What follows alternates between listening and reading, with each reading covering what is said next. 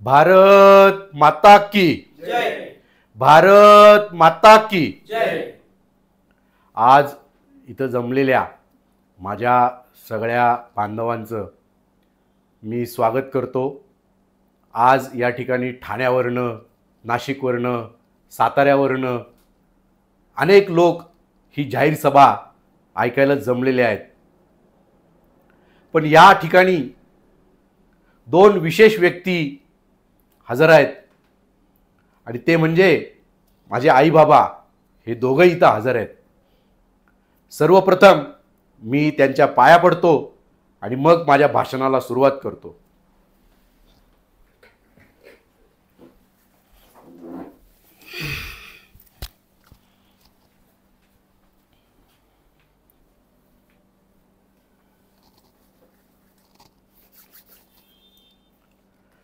मत खायला उभा नाहीये, मत जिंकायला उभा आहे। आम्हाला ना राष्ट्रवादीकडनं पैसे आलेत, ना आम्हाला बीजेपीकडनं पैसे आलेत। लोकसंघर्षाचा जन्म हा स्वयंस्फूर्तीतनं झालेला आहे। आम्ही काही कुठला मांडवलीचा पक्ष नाही काढलेला। लोकसंघर्ष हा विचारांचा, नीतिमूल्यांचा असा पक्ष आहे। आज आपण देशामध्ये सर्व राजकीय पक्षांना संधी देऊन बघितलेली आहे, पण या सर्वच्या सर्व राजकीय पक्षांनी आपला जो अपमान केलेला आहे,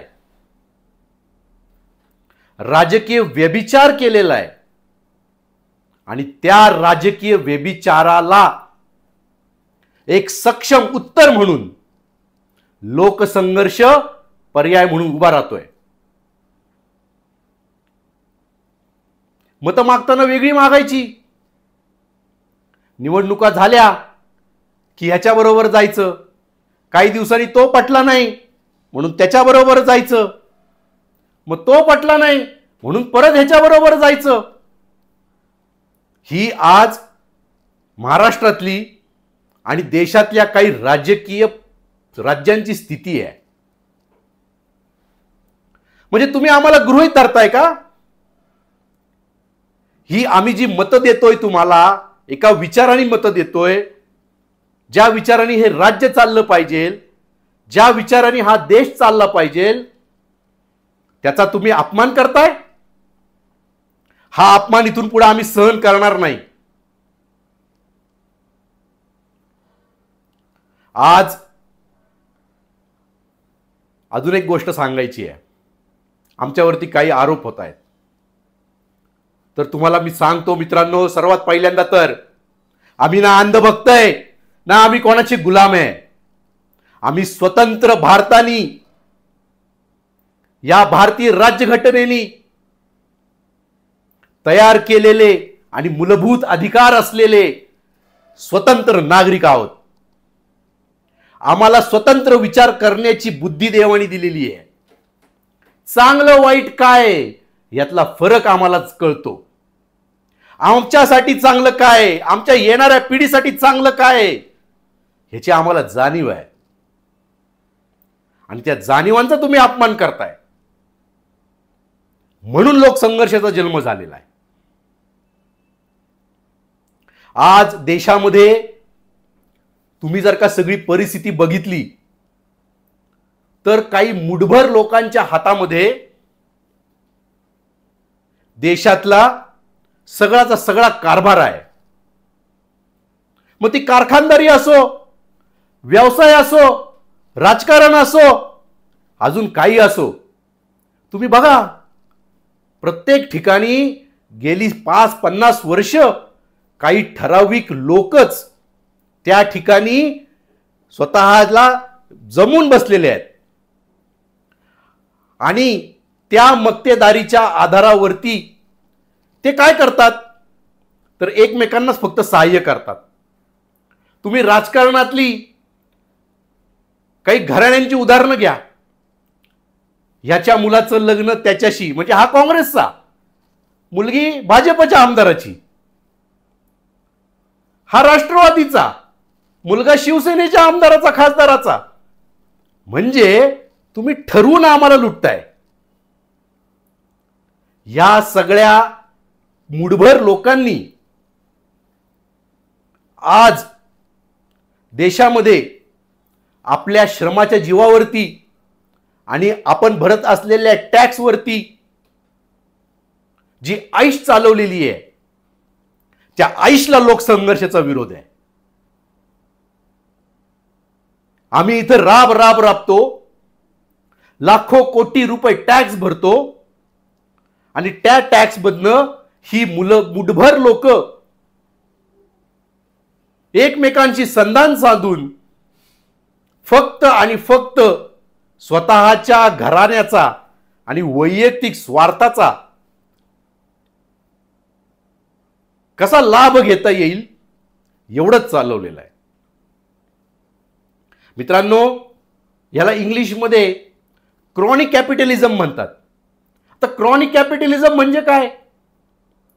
तर काही ठराविक व्यक्ती ह्या सतत सत्तेच्या जवळ राहतात किंवा काही ठराविक व्यक्ती सतत सत्तेमध्ये बसतात आणि ह्यातनं हे स्वतःची एक चैन तयार करतात आणि त्या चैनमध्येच, म्हणजे साखळी, त्या साखळीमध्येच सगळे देशाचे पैसे फिरत राहतात. पॉलिटिकल सायन्स मध्ये एक फेमस वाक्य आहे, पॉवर करप्ट्स आणि ॲब्सोल्यूट पॉवर करप्ट्स ॲब्सोल्युटली. याचा अर्थ असा आहे मित्रांनो की एखाद्याला जर का तुम्ही सत्ता दिली की तो भ्रष्टाचारी होतो थोडासा, पण त्याला जर का तुम्ही वारंवार सत्ता दिली तर तो संपूर्णपणे भ्रष्टाचारी होतो. आणि याचमुळे आज देशाची आणि राज्याची जी दुरावस्था झालेली आहे ती याच्यामुळेच झालेली आहे. कारण सामान्य माणसाला एका चौकटीमध्ये अडकून टाकलेलं आहे. त्यांनी सकाळी उठायचं, कामाला जायचं, व्यवसायाला जायचं आणि रात्री परत 8 वाजता यायचं आणि झोपून जायचं. त्याला भले कितीही करायची इच्छा असेल पण त्याला ते करणं शक्य होत नाहीये. कारण ज्या पद्धतीची जीवन पद्धती गेल्या 20-30 वर्षामध्ये निर्माण केली गेलेली आहे आणि मुद्दाम निर्माण केली गेलेली आहे, या कारखानदारांनी ह्या प्रकारचं जीवन आपल्याला जगायला भाग पाडलेलं आहे. अहो, आपण झोपेत सुद्धा कर देतोय मित्रांनो. होय होय, झोपेत देखील कर देतोय आपण. झोपल्यावरती देखील आपल्याला पैशाची गरज आहे. कशी? तुमच्या मोबाईलचं इंटरनेट चालू आहे, त्याला पैसे लागतातच ना. मोबाईलचं इंटरनेट तुम्ही बंद ठेवलं तर तुम्हाला व्हॉट्सअपवरती संदेश येणार आहेत का? म्हणजे काय की यांनी एक अशी जीवन पद्धती आपल्यावरती लादलेली आहे, थोपवलेली आहे की ज्याच्यामध्ये तुम्हाला दिवस रात्र कष्ट करणं भाग आहे. आणि मग मी जी क्रॉनिक कॅपिटलिझम हा जो शब्द वापरलेला आहे की मुठभर लोक सत्तेत बसणार, त्या मुठभर लोकांच्या आजूबाजूला मुठभर लोक राहणार आणि तेच मलिदा वर्षानुवर्ष खात राहणार. आणि आमच्या वाट्याला काय? उष्ट. हे उष्ट महाराष्ट्राला मान्य नाही. या गुजरात्यांनी टाकलेले हे उष्ट महाराष्ट्राला मान्य नाहीये. आज भारतीय संविधान आपल्याला कलम 21 खाली चांगलं जगण्याचा अधिकार देतो. चांगलं जगणं म्हणजे काय हो? म्हणजे रोगमुक्त जगणं, प्रदूषणमुक्त जगणं, चांगल्या विचारांच्या ह्याच्यात जगणं. तुम्ही बघा गेली 10 वर्षामध्ये आपली काय अवस्था झालेली आहे. आज आपल्याला धर्माच्या, जातीच्या नावाखाली एकमेकांमध्ये लढवलं जातंय. हा महाराष्ट्र असा कधीच नव्हता. आज गेली 2 वर्ष झालं महाराष्ट्र धगधगतोय. कधी हा उठतोय, कधी तो उठतोय. एकमेकांवरती चिखलफेक चालू आहेत, एकमेकांवरती शिव्या चालू आहेत. अहो ह्याचं आमचं भलं कुठं आहे?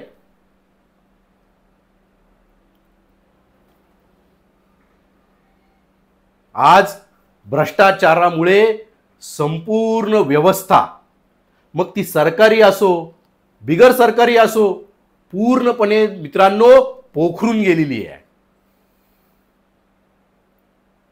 आणि ह्याच्यामुळे व्हायला काय लागलेलं आहे? ह्याच्यामुळे आज ज्याच्याकडे पैसे आहेत तोच प्रत्येक गोष्ट विकत घेऊ शकतोय. मग ती भौतिक असो की नैतिक असो. चला मी एक वेळ मान्य करतो, भौतिक जीवन जगायला पैसे लागतात, तुमच्याकडे पैसे आहेत, तुम्ही ते विकत घेऊ शकता. पण नैतिकतेचं काय? अहो इथं ही जाहीर सभा चालू आहे ना, त्याच्या शेजारी एक पुण्यातलं मोठं हॉस्पिटल आहे आणि त्या हॉस्पिटलच्या लॉबीमध्ये पॅसेजमध्ये जाऊन बघा, 150, 200 पेशंट्स 2-2 दिवस तळमळत पडलेले असतात. त्यांना बेड भेटत नाही. आणि ही मुठभर लोक जी सत्तेत आहेत, जी प्रस्थापित आहेत, ज्यांनी भ्रष्टाचारात पैसे कमवलेले आहेत, ती लोक त्या व्यवस्थापनाला फोन करतात आणि त्यांना मागच्या दाराने बेड मिळतं आणि आम्ही टॅक्स भरणारे, आम्हाला बेड नाही मिळत. तीच अवस्था शिक्षणाची. ज्याच्याकडे पैसे आहेत त्याचाच पोरगा पोरगी शिकू शकतंय. तीच अवस्था न्यायपालिकेची.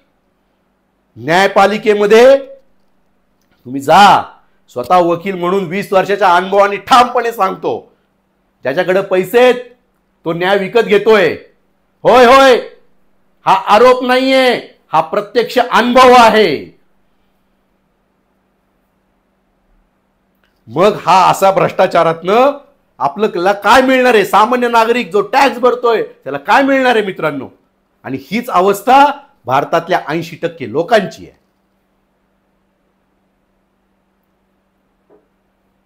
भारतीय राज्यघटना आपल्याला गॅरंटी देते, सुरक्षितता आणि समान न्यायाची गॅरंटी देते. मग तुम्ही मला सांगा आता, हे जे मी भ्रष्टाचाराचं उदाहरण दिलं, ह्यातनं आपण सुरक्षित आहोत का हो? यातनं आपला समान न्याय, समान संधी मिळणार आहे का हो? नाही मिळणार मित्रांनो. मग ह्याच्या विरुद्ध कोणीतरी उठलं पाहिजे, आवाज उठवला पाहिजे आणि त्यातनं लोकसंघर्षाचा जन्म झालेला आहे. तुम्ही विचार करा मित्रांनो, जगाचा नका करू, समाजाचा पण नका करू, स्वतःचा करा, स्वतःचा. मी जी 3-4 उदाहरणं दिली त्याच्यामध्ये जर का तुमच्या घरी कोणीतरी आजारी आहे आणि त्याला 2-2 दिवस बेड मिळत नाहीये, कसं वाटेल तुम्हाला? तुमचा मुलगा मुलगी हुशार आहे पण त्याला कॉलेजमध्ये ऍडमिशन मिळत नाहीये का तर तुमच्याकडे पैसे नाहीयेत. तुमच्यावरती अन्याय झालाय, तुम्ही कोर्टात गेलाय, पण पैसे अभावी तुम्हाला कोर्टामध्ये कोर्ट मॅनेज करता येत नाहीये, वकिलाला फी देता येत नाहीये किंवा अनेक गोष्टी आहेत. कसं वाटेल? मग ही जी लोकशाही आहे, हे जे भारतीय संविधान आहे, यांनी जी गॅरंटी दिलेली आहे आपल्याला, ती फोल ठरतीये का?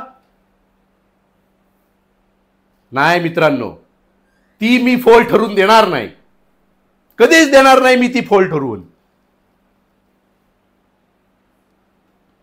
कारण हे संविधान जिवंत राहिलं तर आपण सगळे सुरक्षित राहणार आहोत. हे संविधान जिवंत राहिलं तर आपल्या सगळ्यांना समान संधी मिळणार आहे.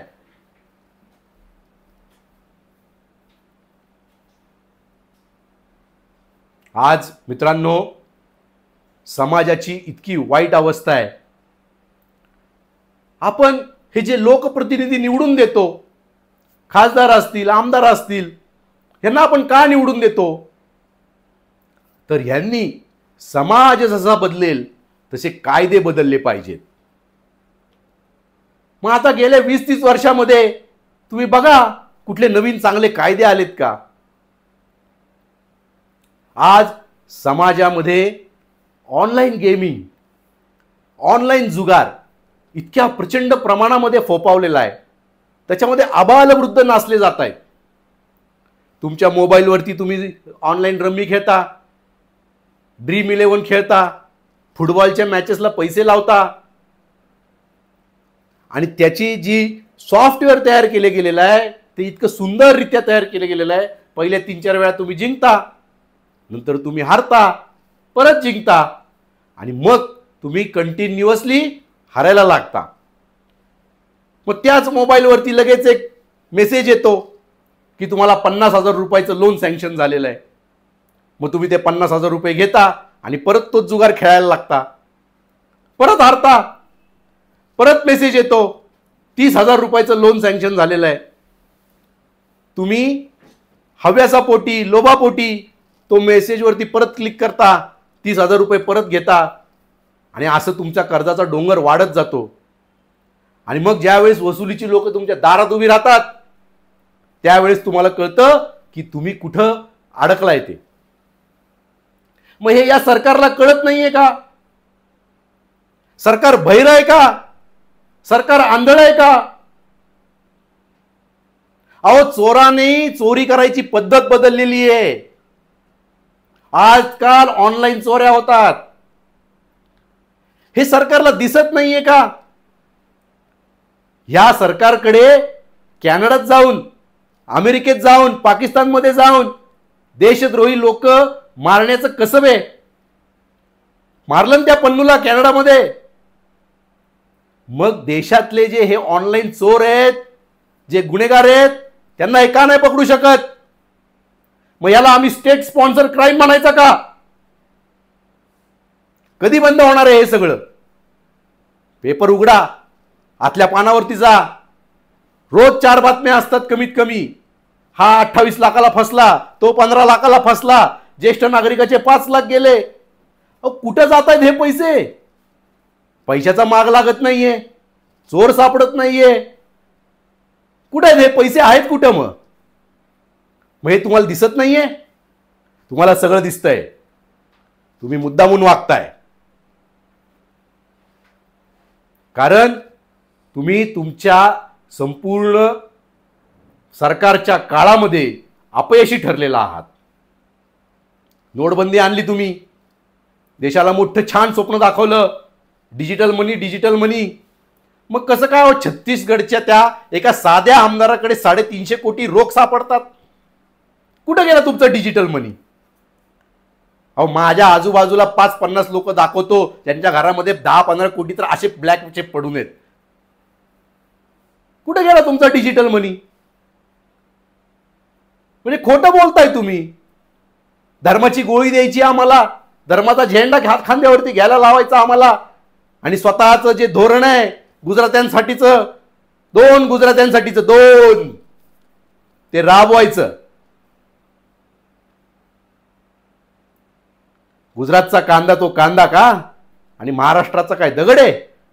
गुजरातच्या कांद्याला निर्यात बंदी उठवली तुम्ही आणि महाराष्ट्राच्या कांद्याला बंदी. आणि आता गदारोळ झाल्यानंतर जेव्हा महाराष्ट्रात मतदान कमी होतंय तुम्हाला, त्यावेळेस तुम्ही काल ऑर्डर काढता आणि त्या ऑर्डरमध्ये काय लिहिता तुम्ही? निर्यात शुल्क किती? पर टन $550. अरे लाज वाटली पाहिजे या सरकारला, लाज वाटली पाहिजे. म्हणजे दिल्यासारखं तर करायचं पण द्यायचं नाही. कळले इतकं मूर्ख आहे का आम्ही? हा महाराष्ट्र कधीच मूर्ख नव्हता. महाराष्ट्र हा भावनेचा, जाणीवेचा आहे. आणि म्हणूनच मुंबईसह महाराष्ट्र झाली हे विसरू नये. 106 जण हुतात्मा झाले. ते काय उगाच नाही झालेले. तुम्ही लोकशाहीच्या नावाखाली जी हुकुमशाही चालवलेली आहे ती कदापि मान्य नाही आम्हाला. इलेक्ट्रॉल बॉन्डचा एवढा मोठा घोटाळा केला, प्रिंट मीडियामध्ये आलं नाही, गोदी मीडियामध्ये आलं नाही.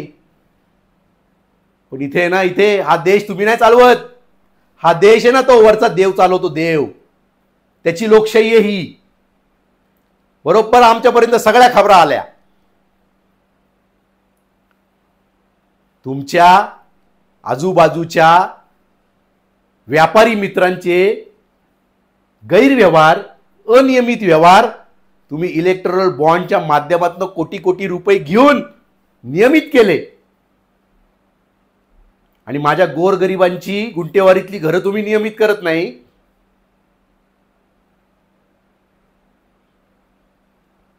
इथपर्यंत पण ठीक होतो. आमच्या आरोग्याशी पण खेळलाय तुम्ही. एक उदाहरण देतो मित्रांनो. सिप्ला नावाची कंपनी आहे, पुण्यातच आहे, भिगवणला तिचा प्लांट आहे. आज तिचं कफ सिरपचं लायसन रिजेक्ट झालं कारण त्याच्यामध्ये जे कंटेंट्स होते ते आरोग्याला हानिकारक होते.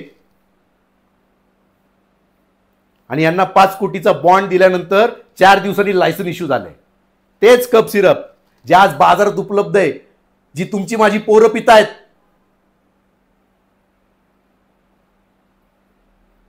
नाही खपून घेणार आम्ही हे. आज भलेही लोकसंघर्षाकडे साधन आणि संपत्ती कमी असेल, पण लोकसंघर्षाची भावना आणि लोकसंघर्षाचा आवाज भारतातल्या कोपऱ्या कोपऱ्यापर्यंत गेल्याशिवाय राहणार नाही.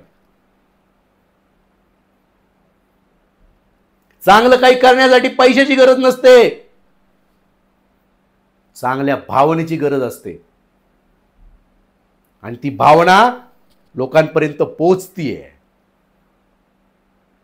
असं नाहीये तुम्हाला वाटत असेल हे काय करणार आहेत मरतुकडे,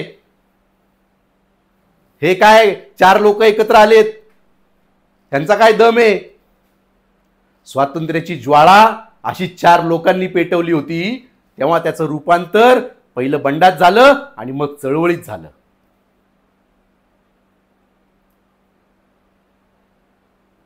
आज प्रशासनाची इतकी वाईट अवस्था आहे मित्रांनो. भारतामध्ये कमीत कमी केंद्र सरकारच्या 10 लाख नोकऱ्या रिकाम्या आहेत. संपूर्ण राज्य सरकारी जी भारतातली आहेत 60 लाख नोकऱ्या रिकाम्या आहेत. 60 लाख मित्रांनो, 60 लाख. यांच्याकडे पैसे आहेत स्वतःच्या जाहिराती करायला. अब्जोवधी जाहिरातींवरती खर्च चाललाय, डिजिटल मार्केटिंग वरती खर्च चाललाय. पण तुम्हा आम्हाला नोकऱ्या द्यायला यांच्याकडे पैसे नाहीयेत. रोजगार निर्मिती करणार म्हटले होते, ही रोजगार निर्मिती आहे तुमची. आज दिवसेंदिवस प्रशासनावरचा भार वाढत चाललेला आहे. प्रशासनाकडे मनुष्यबळ नाहीये, तुमच्याकडे नोकऱ्या पडून आहेत आणि तुम्ही म्हणता पगार द्यायला आमच्याकडे पैसे नाहीयेत. आम्ही आंधळे का हो? आम्हाला दिसत नाही तुमच्या पेपरमधल्या ऍड, तुमच्या टीव्हीवरच्या ऍड, तुमच्या फेसबुकवरच्या ऍड, त्याला किती खर्च होत असेल.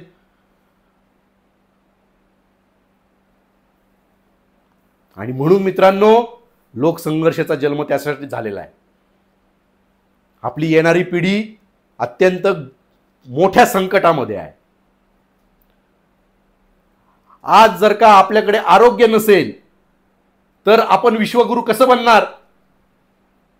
आज प्रदूषणामुळे कॅन्सर सारखे रोग जडायला लागलेले आहेत.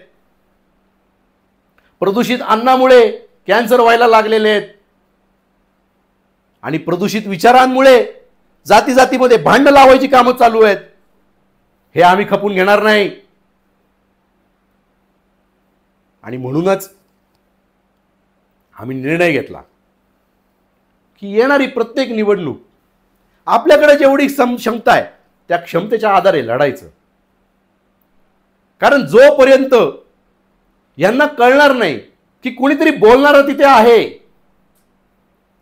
या महाराष्ट्राची मित्रांनो परंपरा राहिलेली आहे. या स्वातंत्र्याचं चळवळीचं जे काँग्रेसचं स्वरूप आहे त्याचे मुख्य प्रवर्तक होते लोकमान्य टिळक, विनायक दामोदर सावरकर, बाबासाहेब आंबेडकर. त्याच्यानंतरच्या देखील काळामध्ये या महाराष्ट्राने अनेक सुपुत्र जन्माला घातले जे कायम सरकारला जाब विचारण्याचं काम करत होते. त्यातले मुख्य म्हणजे प्राचार्य अत्रे. अत्र्यांबद्दल तर आपल्याला माहिती आहे. त्याच्यानंतर प्रबोधनकार ठाकरे, बाळासाहेब ठाकरे. ही सगळी परंपरा यांनी मोडीत काढलेली आहे. काही लोकांच्या स्वार्थासाठी. आणि हे महाराष्ट्र खपून घेणार नाही. आज मित्रांनो, शेतीची इतकी वाईट अवस्था आहे की तुम्ही विचार नाही करू शकत. पाण्याचं दुर्भिक्ष व्हायला लागलेलं आहे. भारतातली आज 8 प्रमुख शहरं पूर्णपणे कोरडी पडलेली आहेत. तुम्ही जा नेटवरती बघा, चेन्नई किती किलोमीटरवरनं पाणी आणतंय, बँगलोर किती किलोमीटरवरनं पाणी आणतंय, आणि पुढच्या 4-5 वर्षामध्ये पुण्याची देखील हीच अवस्था होणार आहे. मग परत आपण तिथेच आलो. ज्याच्याकडे पैसा तो विकत घेऊ शकतो, आणि ज्याच्याकडे पैसा नाही त्यांनी काय करायचं? त्यांनी मरून जायचं. मग भारतीय संविधानाने दिलेली गॅरंटी कुठे आहे समान हक्क आणि सुरक्षिततेची? तुम्ही तुमचं कुठलं तरी धोरण धर्माच्या आड राबवताय हे आम्हाला कळालेलं आहे, आणि ते आम्ही कधी यशस्वी होऊन देणार नाही. आम्हाला हवंय चांगलं आरोग्य, मोफत शिक्षण, वाजवी दरात आरोग्य व्यवस्था, प्रदूषण रहित वातावरण, हे आम्हाला हवंय. यांचे काही अंधभक्त मला भेटले, माझ्याशी वाद घालत होते. काय म्हणतात शहाणे, म्हणे आपण अन्नधान्य विकत घेऊ. हे वाढले काना खाली द्यावी याला. ह्याला हे चुत्याला माहित पण नाहीये की भारत किती प्रमाणामध्ये आज देखील अन्नधान्य इम्पोर्ट करतोय, आयात करतोय, आणि त्या आयातीवरती किती शुल्क आहे. आणि म्हणून ते खाणं गोरगरिबांना परवडत नाहीये. लोक उपाशी झोपतायत, डाळी महाग झाल्या आहेत. ह्याला माहिती आहे का या अंधभक्ताला डाळी कुठनं येतात ते? आज तुम्हाला सांगतो मित्रांनो, तुम्ही जी मसूर डाळ खाता ना, 90% मसूर डाळ कॅनडातनं येते. 90% मसूर डाळ कॅनडातनं येते. का हो ही गरज पडली? शेती प्रधान असलेला हा आपला देश, पाण्याने समृद्ध असलेला हा आपला देश, आपल्याला डाळी इम्पोर्ट कराव्या लागतात. मग ह्या इम्पोर्ट केलेल्या डाळी कोण खाऊ शकतं? त्याच्याकडे पैसे तो खाऊ शकतो. मग हे नाही चालणार. म्हणून मित्रांनो, हे चित्र बदलायला पाहिजे. आणि म्हणून आम्ही आमच्या सुरुवातीच्या काळापासून आव्हान करतोय, आणि आज देखील आम्ही आव्हान करतो की शिक्षितांनी, उच्च शिक्षितांनी, ज्यांना जाणीव आहे त्यांनी आमच्या बरोबर यावं. अहो, आता प्रचंड गरज आहे चांगल्या लोकांच्या, चांगल्या विचारांच्या लोकांनी सत्तेत बसण्याची. कायद्यात खूप मोठी ताकद असते, हे मी अभिमानाने सांगतो. मी वकील आहे. कायद्यामध्ये प्रचंड म्हणजे प्रचंड मोठी ताकद असते, पण ते तुम्हाला त्याची अंमलबजावणी करण्याची इच्छाशक्ती हवी. तुमच्याकडे जर का इच्छाशक्तीच नसेल तर काय उपयोग आहे? आजही चांगले कायदे आहेत, नवीन करायची गरज आहे, असलेल्या कायद्यांमध्ये बदल करायची गरज आहे, पण तुमच्याकडे इच्छाशक्तीच नाहीये. तुम्हाला फक्त धर्माच्या आणि जातीच्या नावावरती आम्हाला लढवायचं आहे आणि स्वतःची पोळी भाजून घ्यायची आहे.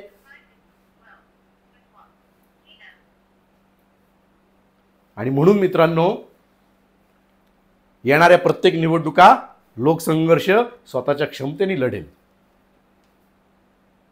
आमच्या पाठीशी उभे राहा, आम्हाला बळ येईल. आणि या लोकसभेच्या निवडणुकीमध्ये मी स्वतः ॲडव्होकेट योगेश दिनकर माकणी उभा आहे, आणि माझं चिन्ह आहे बॅटरी टॉर्च, अनुक्रमांक 28. हे माझं चिन्ह आहे. या चिन्हाला जास्तीत जास्त मतदान करा आणि मला विजयी करा. लोकसंघर्षनी एक वचननामा तयार केलेला आहे, आणि तो वचननामा मी तुम्हाला सांगतो. सगळ्यात पहिल्यांदा तर ही जी गुंटेवारीची गोरगरिबांची घरं आहेत, ती घरं आम्ही नियमित करणार आहे. हा जो ऑनलाईन जुगार मांडलेला आहे सरकारने, त्या ऑनलाईन जुगारावरती आम्ही बंदी आणणार आहे. आज ट्रॅफिक ही इतकी मोठी आणि भयानक समस्या झालेली आहे. सगळ्या भारतामध्ये झालेली आहे, ती काय फक्त पुण्यात झालेली आहे असं नाहीये. तर त्याच्यावरती नियंत्रण आणण्यासाठी आम्ही वाहन विक्री बंद करणार आहे. आम्ही जलसंधारणाची काही कामं चालू करण्याचं आमच्या डोक्यात आहे, जेणेकरून आपल्या शेतीला पुनरुज्जीवन मिळेल.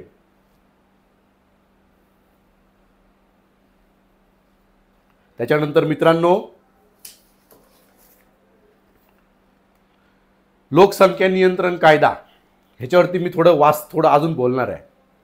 हे जे सरकार आहे ना, ज्याला आम्ही मतदान केलं, हो केलं आम्ही मतदान, त्यांच्याकडनं ही अपेक्षा होती.